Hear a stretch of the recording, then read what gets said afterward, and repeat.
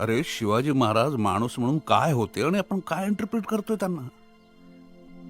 ते तलवारीने लढाई करायचे, घोड्यावर बसायचे एवढंच दिसतं फक्त तुम्हाला. पण त्यांच्यातला एक तरी गुण आपल्यात आहे का? आपण आत्मसात केलाय का? असा कधीतरी विचार आला मनात?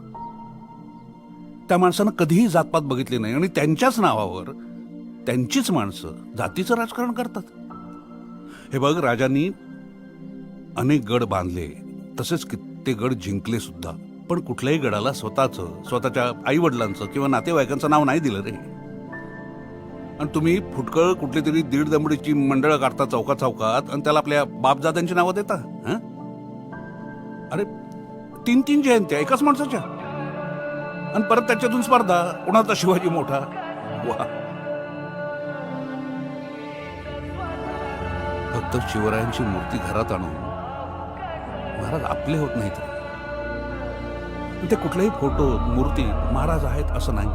इथे ते आपल्या इथे असायला